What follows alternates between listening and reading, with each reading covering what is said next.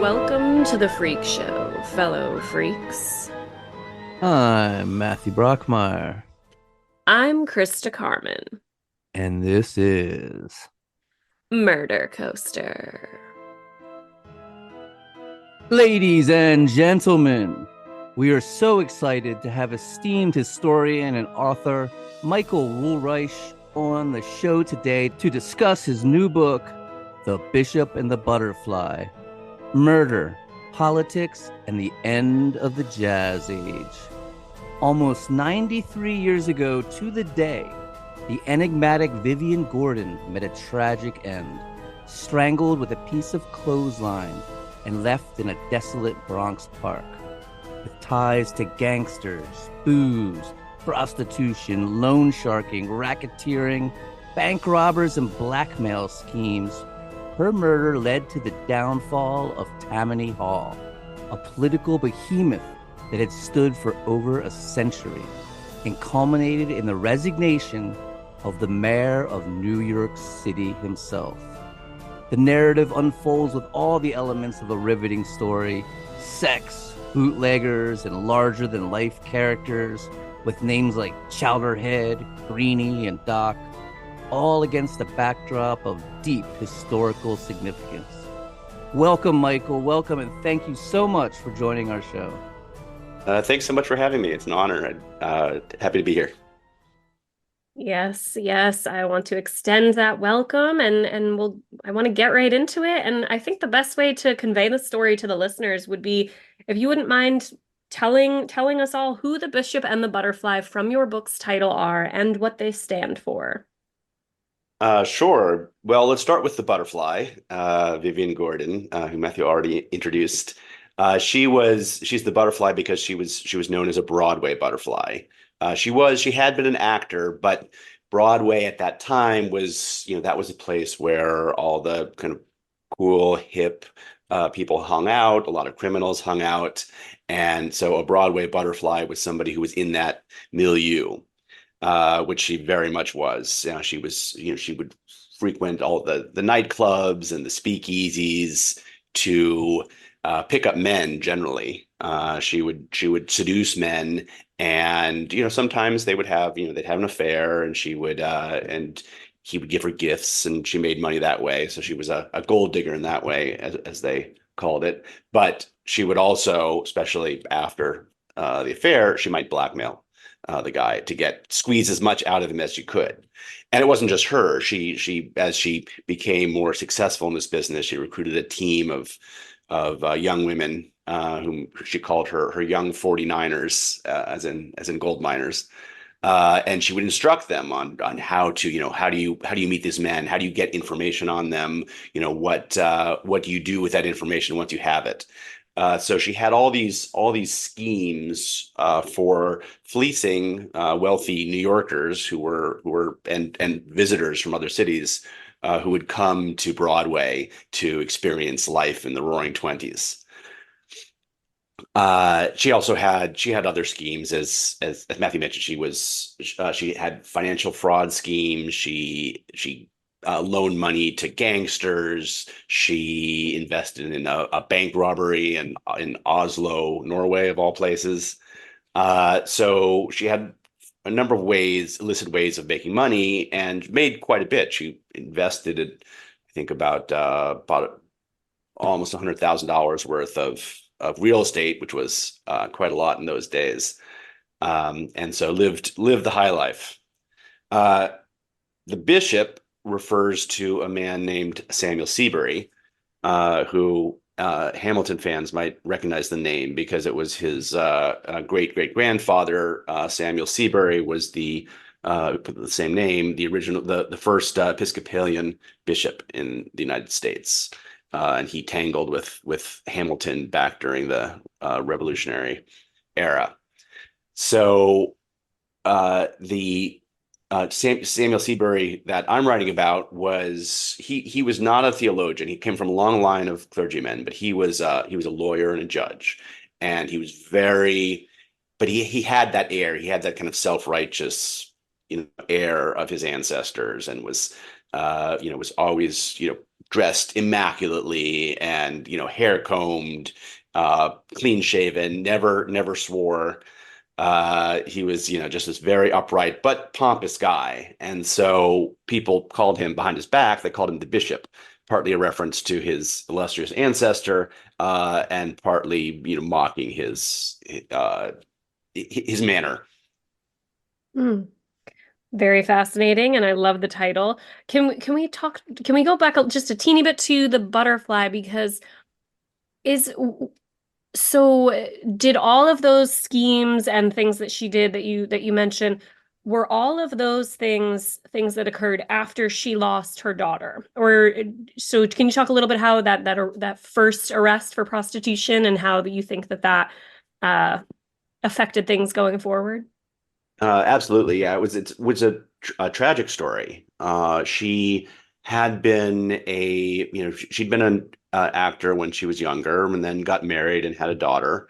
She married a man named John Bischoff, and her name was actually not Vivian Gordon. That was an alias that she adopted later. So her married name was Benita Bischoff, and her daughter was also named Benita.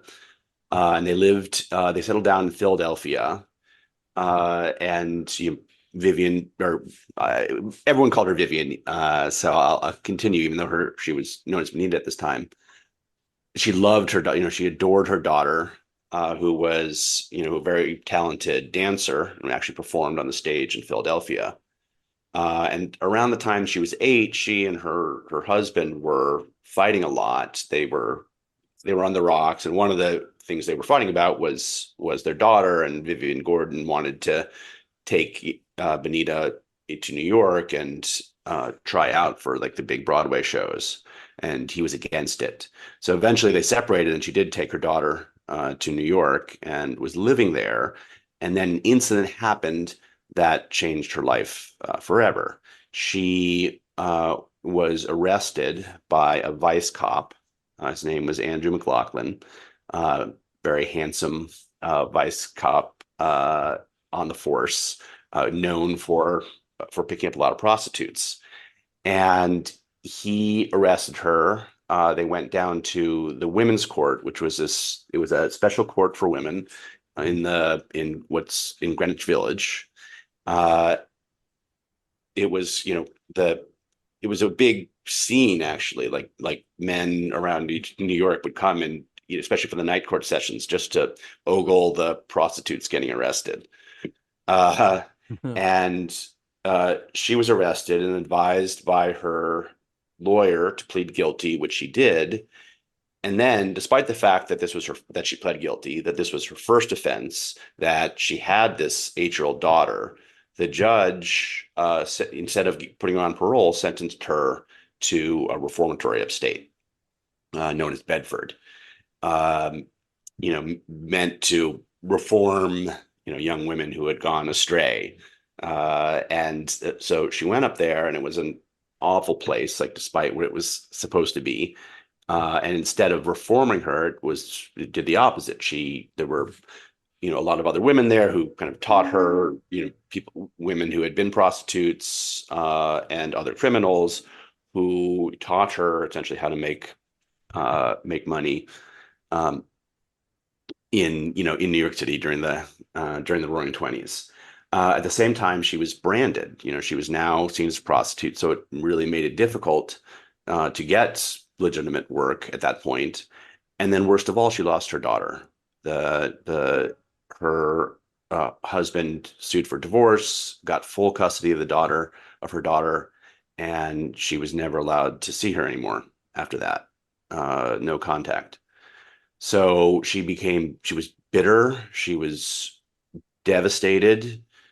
She was angry, and she turned to a life of crime. She adopted this new alias, Vivian Gordon, and it sort of gave her this new identity. And started at first just as kind of a high-end prostitute, and then gradually added more and more schemes, and even became a madam herself, where she was running a call girl service, um, in the 1920s. And so one more question about that. So, because you said this changed her and she was bitter and she adopted this life of crime after going up to the reformatory. What are your thoughts on whether that initial arrest for prostitution was warranted or not? I know there was a whole kind of scheme that went along with that as well. Yes, I left out a very important part of this story, which is that after her conviction, she told her parole officer that she believed that her husband, John Bishop, had conspired with the vice cop, Andrew McLaughlin, to set her up. Mm. She claimed that she was innocent, that she'd only pleaded guilty on her lawyer's advice, that she had, and certainly, she had no record before then. She wasn't, she'd been, she was a mom. Um, the so she made this claim, but nobody really paid any attention to it. But all this time, as she years as she developed this criminal career, she still harbored these um, feelings of anger and vengeance, and hoped to find a way to get her daughter back and to make the vice cop and her husband pay for what they'd done to her, which had really destroyed her life. It's like her villain origin story. It's just crazy. Yes, thank you for going into that a little bit more because I found that a really fascinating part of the story. Do we want to say anything about FDR? How many people knew that he couldn't walk? Like, was it well known, or I mean, it's just crazy to me that they were able to keep that a secret. Yeah, I mean, it was known, it's certainly known in certain circles, but they kept that information from the public. And I mean, I write about in the book about when he's, after his first public emergence, after he's been crippled, and walking, up. This is at the Democratic Convention, and walking with his son kind of by his side, holding his arm. He would work for hours and hours to train himself to walk, which he wasn't really walking. He was kind of sliding his feet forward by and leaning on something, but it was able to create enough of an impression, back when you didn't have, where newsreels weren't that common, that people felt like he was able to do it. And then he would stand there and lecture on the, just hold onto the lectern with like white fisted, white knuckled, keeping himself upright. So it's really kind of amazing what he went through to hide this handicap that he had, and amazing that more people weren't aware of it. Were his political rivals were aware of it, were they not, or weren't they? Oh, yeah, certainly they were, but Because in it was, today's day and age, he would yeah, get that would have been completely exploited. Yeah, no, his here, honor like back then, huh? yeah, it would have been disrespectful for them to, bring that up, and try to. I mean, they would sometimes try to make the case in subtle ways. So, and his defenders would also, they would talk about how strong he was to, Hmm. kind of cover, respond to those insinuations. So it did exist, but certainly not, now it would be just explicit. But it also wouldn't be seen, having a disability would not be seen as a problem politically. We've had, Right. we've had no, not presidents, but senators, certainly the prominent senators with disabilities, and it can often, especially if it's like a war injury, can be a political advantage. Mhm. Um, but at that time, it was perceived as being a sign of weakness. There's just so many crazy, awesome characters in this book. One of them that kind of stood out to me, John Radloff, who was her lover, and he came from a good family, a prominent background. He'd become a lawyer like his father, and he was married, but he somehow fell into this life of crime there in New York City and got himself tangled up in all kinds of stuff. Were a lot of people like of prominent background just kind of drawn to that? And like maybe you could tell us a little bit more about him and what he represented. Sure. Well, I mean, just some background first. So when they found her body and identified her, and they went to her apartment in the wealthy neighborhood of Murray Hill, in Manhattan, they found a bunch of diaries. Uh, they were date books really, but she used them as diaries and wrote down some things about her business and some things about what was happening to her in her life. And she talked a lot about this guy, John A. Radloff, who and described him as being very dangerous and as having threatened her life on multiple occasions. Uh, so this guy had no criminal record. He was a respectable lawyer. His father had immigrated from Russia and had built a prosperous business in Brooklyn. Um, the but he was entangled with a lot of illicit activities. He wasn't. He helped. First of all, he helped Vivian Gordon develop her business operations. So when she would blackmail somebody, he would represent her, go to the blackmail target, and give them the ultimatum, and collect the money from them. He also helped her manage some of her other businesses. He was the one who connected her with that bank robbery in Norway, attempted bank robbery in Norway.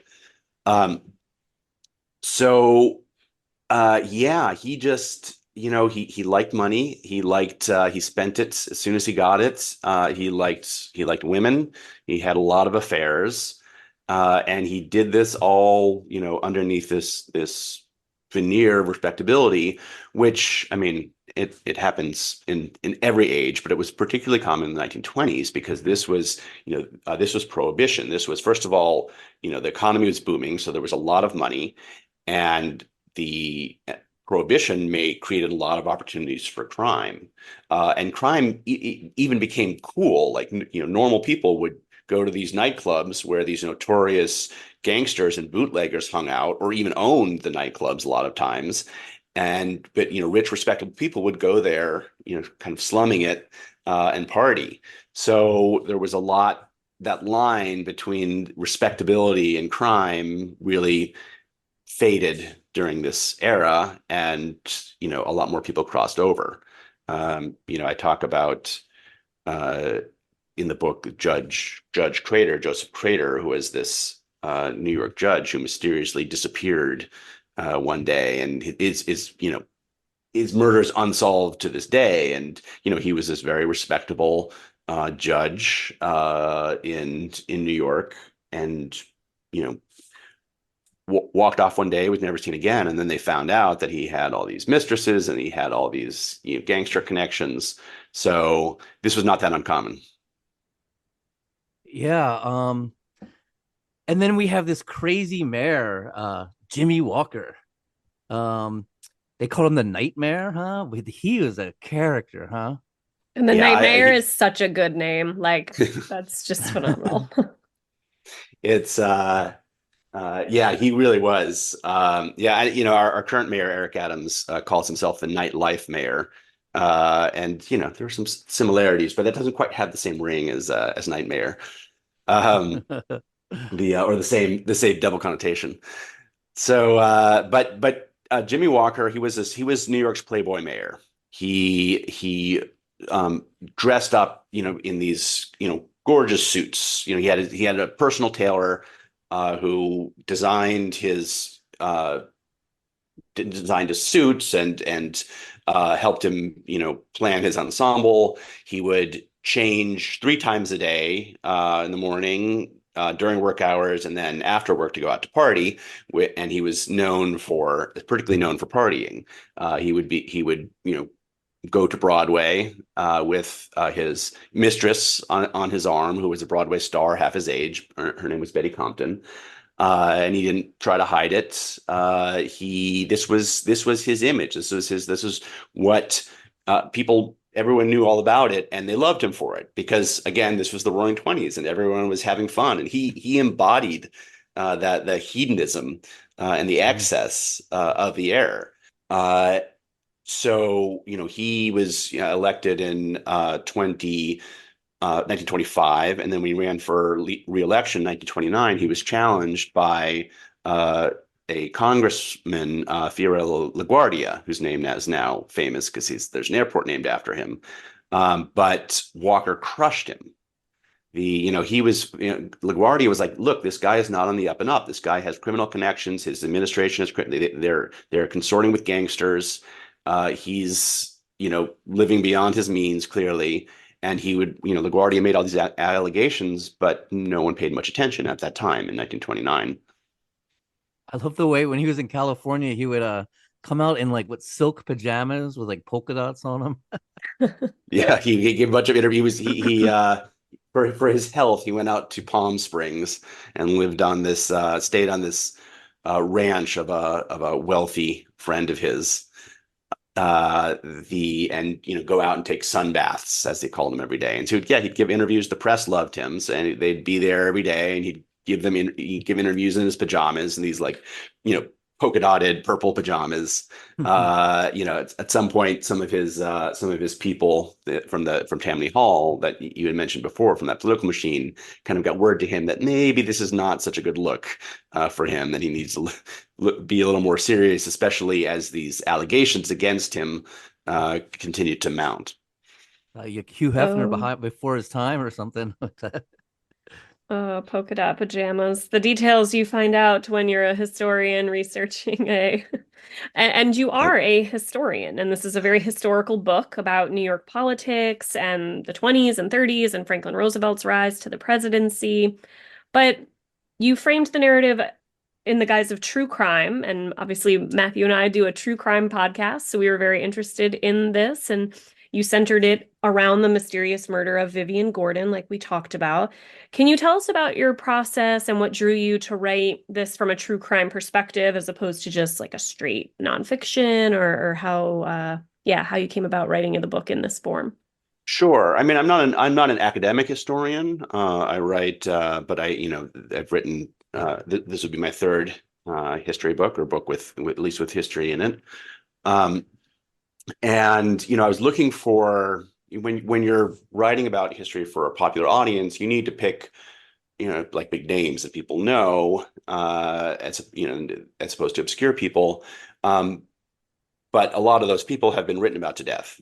And so, FDR being one example. Putting out another book about FDR is not, is going to be challenging. So I was looking into his time as governor, because everyone knows about his time, everyone knows about his presidency, but not much about the 4 years he was governor of New York. And as I was kind of digging into this, I started digging into these investigations that he initiated that were led by the Judge Samuel Seabury, the bishop from the title. And I came across this, one reference to this murder of Vivian Gordon. And I started digging into that, and it was fascinating. I mean, I learned, first of all, just the murder itself, just on a human level and on a suspense level, was fascinating, because there were so many twists and turns that tried to solve this mystery. But it was also much more important than anyone seemed to have remembered. The sensation, her murder was so sensational, and she was connected in a way to those Seabury investigations, and that really created all this political pressure on FDR to expand the investigations and to confront Tammany Hall, which he had been really hesitant to do. So here he had the story that was like just this great story, and also an important part of history. And so I was like, I got to tell the story. And so the approach I took, modeled after a bit after Devil in the White City, which has these two narratives. Like, one story is the crime story, the serial killer. The other story is the World's Fair and the architect behind the World's Fair. And my stories are actually much more connected. These were just connected in the sense that they occurred in the same place at the same time. But it was brilliant because, I mean, in my opinion, actually the World's Fair story is actually even more interesting. But nobody would have read it if he'd pushed this story about an architect. And so you have the kind of the suspenseful serial killer and the investigation on one side, kind of drawing you through the book as you're also following along the development of the World's Fair. So I took the same approach with this book. There are two threads. One thread is Vivian Gordon's murder and the investigation, And then the other thread is the Samuel Seabury's investigation of Tammany Hall and of the mayor that had such a transformational effect on New York City's history.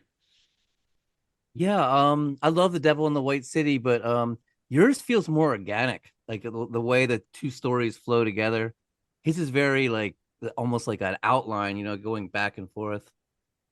But that's interesting. That Yeah, And yeah, then, thanks. Yeah, I think that's mainly. I mean, he's a Larson's a terrific writer. I think it mainly has to do with the fact that those stories were actually like completely discrete stories, whereas right, mine right. they're interwoven. I mean, so we hadn't mentioned, but what made the story so sensational was that 5 days before her murder, Vivian Gordon had met with Samuel Seabury's investigation team.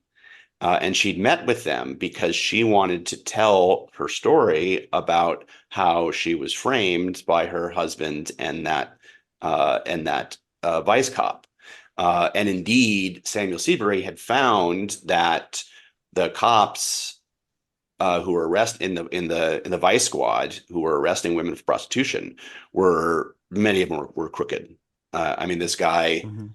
this guy Andrew McLaughlin, who arrested Vivian Gordon, lived in this fancy apartment with all these beautiful furnishings and took these luxurious vacations, and clearly was living a life beyond the salary of a cop in New York City.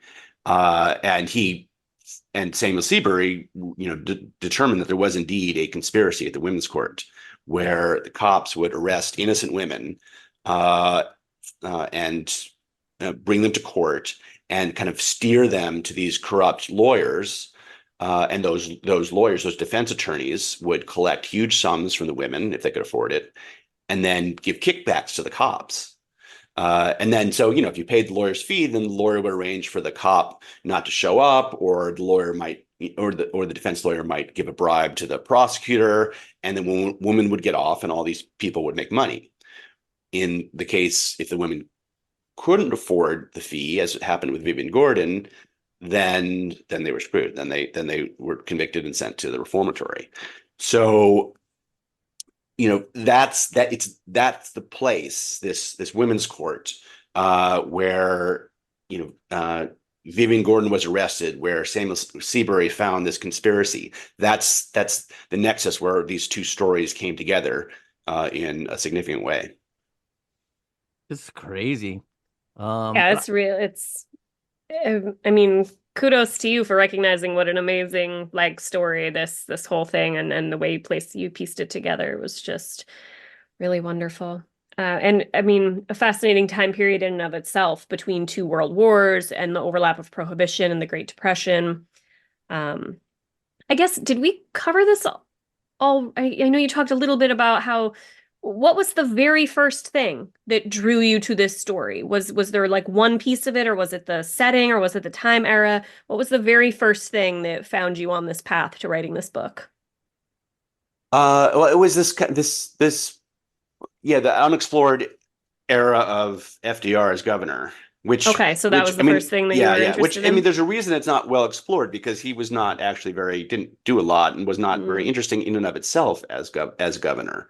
But there were all these things going on in New York City that were extremely interesting, and they actually played a role in his, because he was already planning to run for president, and he really right. didn't want to confront Tammany Hall, because he needed their support to get the Democratic nomination, because they were so powerful, not only in New York City and New York State, but also in U.S. politics in general. So yeah, it ended up being this space that kind of no one really expected to have as much going on as it did. Yes, yeah, that's very cool. something I found interesting is that post the story, when LaGuardia finally became mayor of New York City, he's a Republican and FDR is a Democrat, but they worked together very happily and like accomplished so much, which I really think the world should look at today to see when the two parties can come together, how much they can do when they don't hate each other. But Yeah, I mean, it was, we have, we've had things like that, like Mayor Bloomberg when he first ran in his first term ran as a Republican. It's a little bit being a Republican in New York City, especially as a mayor, has always been a little different from what it means at the national level. But Mhm. it was also a different era. I mean, there were actually a lot of very liberal and progressive Republicans at that time, and LaGuardia was one of them. Unfortunately, we're so divided and so polarized that you very rarely see that kind of interaction and cooperation. Right. I'm just so fascinated by the depth of historical information in this book. And it's like just so meticulously endnoted, footnoted. How do you go about writing something like this? Like, because I see you in the basement of a dreary library or in these historical societies searching through dusty archives. And is that what it's like? Or are you able to use the internet for most of your work these days? I mean, it is both. I definitely was able to use the internet for a lot, and I got a lot of the detail that like helps me make this a narrative and not just like a dry history came actually from newspapers, Mhm. particularly like the Daily News, which was just all over this crime. And I write about one of the characters that I write about was a Daily News reporter named Grace Robinson, a crime reporter, who was just this, she was a pioneer female journalist, and just an excellent reporter and a great writer. Um, and those are all digitized, so I was, able to get all Nice. those. I was spending, we have various archives in New York City, and there wasn't actually as much as I'd hoped about this case in those. I was particularly spent time in the Bronx courthouse has an archive, and just it's completely disorganized. And the so I was digging there. There was a dusty room where I was digging through files. So Nice. I did have that as well. I'm a big fan of like old time vernacular. And you have this quote in your book from Abel Green in Variety magazine about Times Square. And I wanted to go over it with you, but first I'll just give the quote. Like, every gimmick imaginable goes on the big street, from fake auction rooms to shell game, dame baited speaks operating openly, creepers and badger workers with improv methods, undercover rendezvous of intermediate sex, luring Freudian students and everything else. So, like, I don't understand a lot of that. Maybe you can explain some of that. Fake auction rooms is it just a fake auction, or Uh, I'm not, I believe that is, yeah, that they were selling like fake art pieces, for fake art, fake example. antiques and stuff? So I'm less familiar with that. I mean, the shell game was a popular con. You probably, where like, the people would be, guess, Cups and where the balls. bead is under the shell. Yeah. And, it was pretty common, and people actually lost a fair amount of money that way, or made a fair amount of money. Um, the Freudian bit was an allusion to homosexuality, That's what I was without wondering. Is that what that is? yeah. Yeah. Dame baited The speaks. That's obviously just a woman trying to lure someone into a speakeasy. Yep. Creepers and badger workers. What the hell is that? Uh Cops and robbers, maybe? Creepers, I don't know. No, yeah, and I knew Badger Workers, but it's escaping me now. So I love Yeah, I all mean, that it's stuff. I quite love that it. whole quote is like quite the yeah. mouthful and quite the thing to wrap your head around for sure.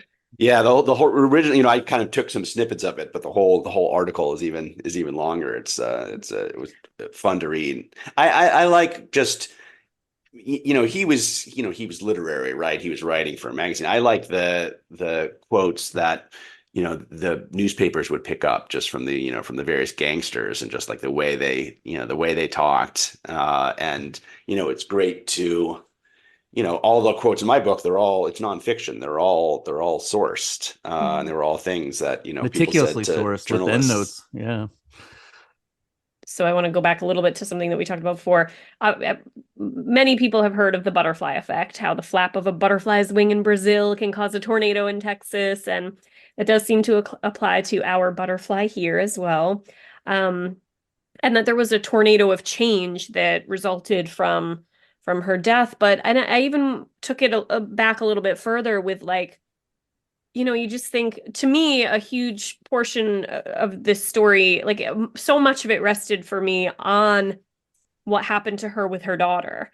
And I just wonder, like, if, she hadn't had such a bad relationship with her husband and things hadn't ended so poorly, and if he really had set her up, if like that hadn't started that whole chain of events, and then, to take it even further than that, do you think the murderers and those who set her up, further down the line could have had any idea just how big this case would become, and how it would change the city of New York? Yeah, no one had any idea. Certainly the murderers, they were, working within their own, sphere and had their own issues. I mean, they knew, they knew that she had talked to the Seabury Commission. Mm. So, they knew there was, they were worried about her kind of going public with some of her secrets. But no, they had no sense that, by killing her, they would actually, create this explosion in the media and, this change. I don't think anybody anticipated that. And I don't even think anybody, even right after the murder. I mean, the paper, it was like um, a couple months later, as the case was dragging on and still not solved, and all of a sudden, the Seabury investigation started ramping up, and the papers were just marveling about how this seemingly unrelated murder had, created this change that had become this catalyst for for this huge change. It was amazing, and it's kind of a shame that that's been that part of it has been forgotten Mm. in the history. There's histories of the Seabury investigation and of Jimmy Walker, but the role of Vivian Gordon murder has been lost. Mm. It really is a butterfly effect if you think about it. It's cool that she was a Broadway butterfly. Yeah. Yeah, no, it's great. It's a great point. Actually, that wasn't planned as part of the title, but I love it. Um, the Roaring Twenties. It's so interesting to me that it was believed alcohol prohibition would decrease crime, vice, and sin, but instead it had the complete opposite effect. It gave all these gangsters so much power and money, creating jazz clubs, speakeasies, theaters, brothels. You say it inspired people to, quote, indulge in vice as a creative act of defiance, which I absolutely love. I love that quote. I've actually indulged in vice as a creative act of defiance myself. Do you want to maybe give us a little more perspective on all that? Thanks. No, I'm glad you enjoyed it. Yeah, it was. This was before the 1920s. It was still Victorian era. People dressed Mm-hmm. in petticoats and Top high hats. buttons, and the uh, in this era, when this prohibition, which was particularly unpopular in places like New York, it came, we had this huge Irish population here, and a lot of people were very bitter and angry about prohibition, and so they simply defied it, and that defiance, gave them, license to create defiance in other ways as well, and in what they wore, in who and how much sex they had, the in how they cut their hair. The women cut their bobbed their hair. Mhm. They wore short skirts. They partied all night with gangsters, as we talked about. So it was like as if they'd been living this kind of cloistered, restricted existence for decades, and just in the act of defying prohibition, kind of threw off the bounds of the cultural restrictions.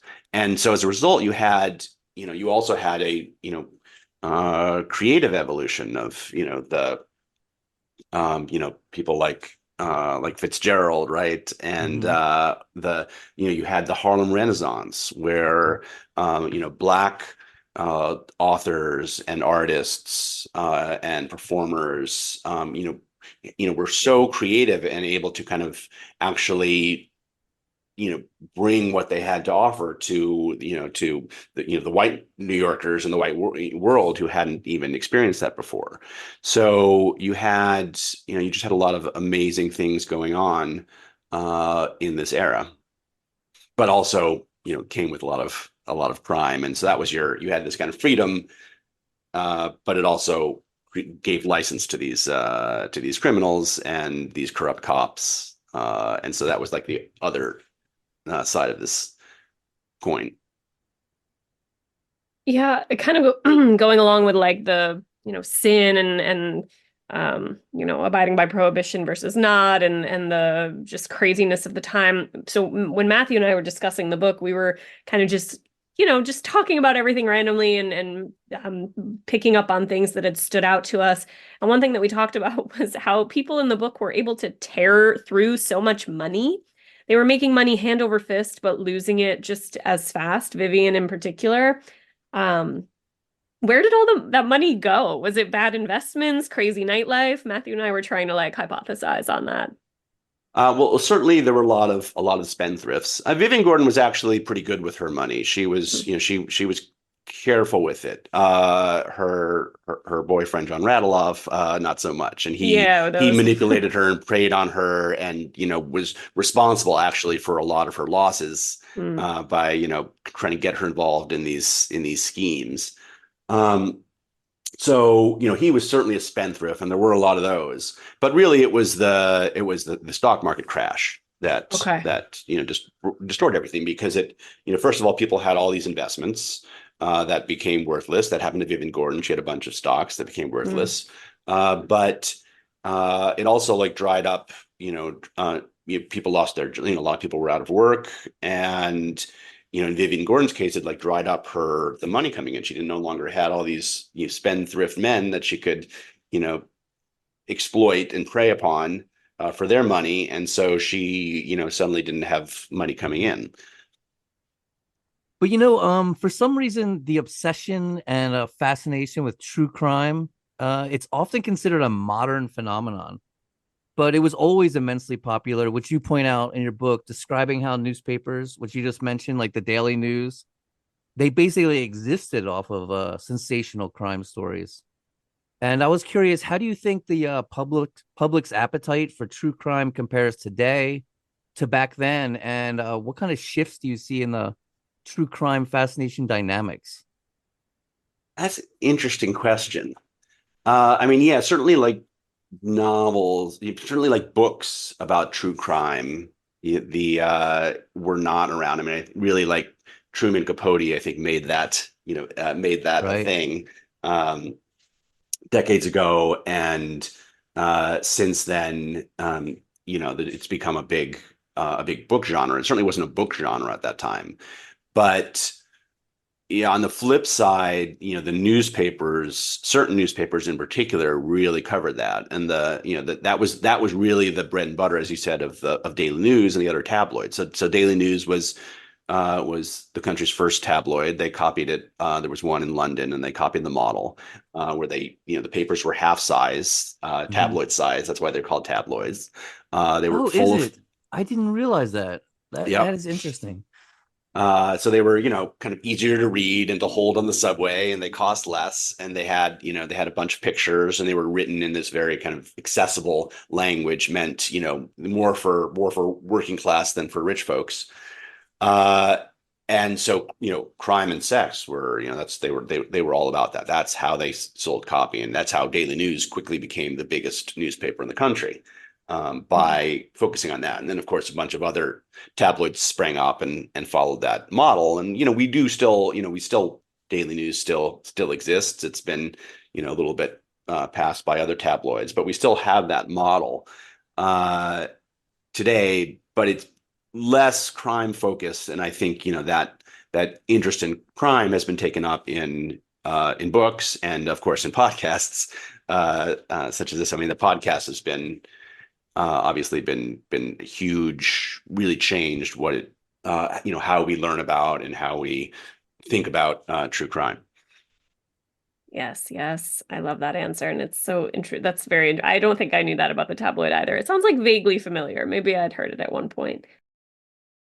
Yeah, we also wanted to ask, we know you grew up in Iowa, but you've been living in New York City for 24 years, and that's a Yep. pretty big difference between those two places. What is it about New York that you fell in love with that made you stay?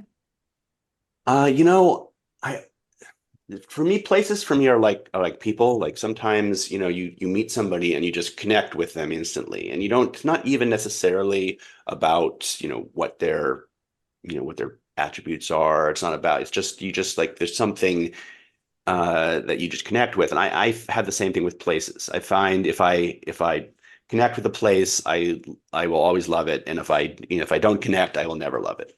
Hmm. Um, I lived in San Francisco for a couple of years, and I mean, it's a wonderful city. I had nothing concrete. There were many amazing things about it. It just wasn't for me. It just didn't feel Mhm. right. Whereas New York just always did. Whenever long before I moved here, when I visited, I do remember kind of the moment that before I moved that I fell in love with the place and wanted to move was there was I was visiting a cousin and walking. I had some time, so I was walking through Central Park, and there was like this late spring snow, this really sticky cotton candy snow, like Mm. in all the trees. And walking through, there's a place in Central Park called the Ramble, which is like forest-like, and just walking through this beautiful place with like this cotton candy snow all over the trees. It was just amazing. And then you can see like the skyscrapers in the distance. So I love that. I love the energy of the place. I love how it's always open. I love how Yes. there's so much going on here. It's frankly, I've got a daughter now, and it's great for kids too. There's like so many activities, and so many other kids around. I love it here. You obviously love Oh, the history as well.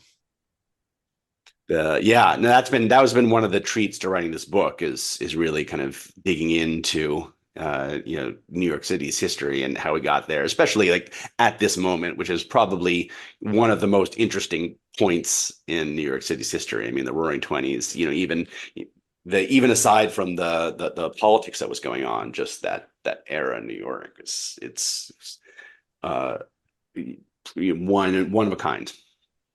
Nice. it's a great answer. I can so visualize the cotton candy snow in the trees. That's lovely. You got any new projects coming up? Anything you're working on now? Not yet. With me, when I like it takes me a while to kind of withdraw from the book, and like it hasn't, we haven't hit the pub date yet, and so I'm Right. involved in promotion and doing interviews and that sort of thing. So I think in a few months I'll start to breathe in, start kind of thinking about what I want to do. I mean, I I definitely want to be writing narrative history, more narrative history. Um, possibly, but not necessarily with true crime. I do want it to be something suspenseful where you're really telling the story that brings readers along. So I mean, true crime is definitely a good way to do that. So if I find the right crime, uh the I'll do that again. That's the thing I about true crime. There's so many of them. There's so many goddamn crimes out there. You can never run out. Yeah, Yeah, that's for exactly. sure. Yeah, so I have more information about the book on my website, which is my name, Michael Wolraich, WOLRAICH.com. I've got information about the book, some photos, my events are listed there, and there are links to buy the book. Are there more photos from just in the book in there? The ones that the ones that I have there, I haven't put that many in. I think I'll add more. There are a couple that weren't in the book. I'm gonna check that out for sure because it's like those characters are so fascinating. I love seeing their faces. Yeah, I'm so glad they put photos into the book because this is my first book that we've done with photos, and my editor just did a great job of selecting those and curating those. So it's There's some really, I great think, ones in adds there. to it. Absolutely. Yes. Ladies and gentlemen, the book is The Bishop and the Butterfly: Murder, Politics, and the End of the Jazz Age. The author is Michael Wolraich. It goes on sale everywhere you get fine books on February 6th. Get yourself a copy. It's fantastic. fun, educational. I'll put links in the show notes. And thank you so much for coming on again. Thanks so much for having me. I really enjoyed it, and it was great. It was great talking to both of you. Thank you. And as always, drop us a line and say hi at murdercoasterpodcast@gmail.com. That's murdercoasterpodcast@gmail.com. We will see you Wednesday. Bye.